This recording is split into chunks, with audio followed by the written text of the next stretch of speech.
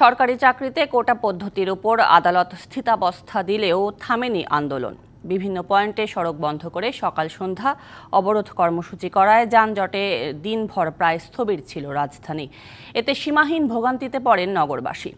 অনেককে অফিস যেতে বা বাসায় ফিরতে হয় হেঁটে। অবরোধের কারণে রোগী বহনকারী যানবাহনও বাধার সম্মুখীন হয়। এছাড়া প্রায় ৬ ঘন্টা ঢাকার সাথে সারা দেশের রেল যোগাযোগ বন্ধ থাকায় চরম ভোগান্তি হয় যাত্রীদের। বৈষম্য বিরোধী ছাত্র আন্দোলনের ব্যানারে শিক্ষার্থীদের বাংলা ব্লকেট কর্মসূচি। বুধবার সকাল 10টা থেকে রাজধানীর শাহবাগ, বাংলা মোটর, পল্টন সহ গুরুত্বপূর্ণ 17টি পয়েন্টে অবস্থান নিয়ে রাস্তা আটকে দেয়। প্রভাব পড়ে পুরো রাজধানীতে। সকালে বাসা থেকে বের হয়ে ভোগান্তিতে পড়েন স্কুল কলেজের শিক্ষার্থীরা। রাস্তা বন্ধ থাকার কারণে হেঁটে আসতে কষ্ট হয়েছে। ভোগান্তি ছিল অফিসগামীদের। যানবাহন স্বল্পতা আর যানজটের কারণে গন্তব্যে পৌঁছাতে হয় পায়ে হেঁটে। সারাটা রাস্তা হেঁটে হেঁটে আসতে হয়েছে। আমি স্টপ করার থেকে আসি, পুরাটা রাস্তা আমার হেঁটে হেঁটে আসতে হয়েছে। আর আগে 10 গা মানুষরা পুরা ঢাকা শহরটা অচল করে দিল। হাজার হাজার মানুষ হাঁটতে যাইতেছে গাড়ি ভাড়া দিয়া। এটা খুব কষ্টদায়ক ব্যাপার।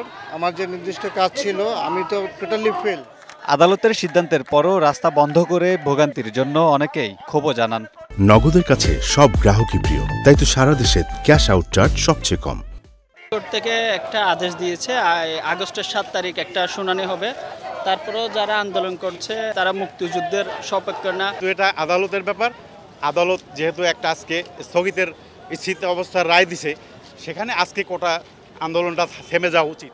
দু এক জায়গায় অবরোধকারীদের তোপের মুখেও পড়তে হয় যানবাহন চালকদের। ভোগান্তির কথা জানান রোগী ও তাদের স্বজনরা।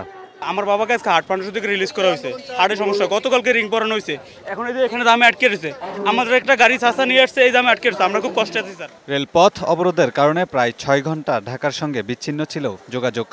ছাত্র আন্দোলনকারীরা রেলপথ অবরোধ করে রাখার ফলে 11টা 30 থেকে ঢাকাতে এখন ছেড়ে দেন, 5টা 20 থেকে আবার ট্রেন স্বাভাবিক হলে স্বাভাবিকভাবে ট্রেন।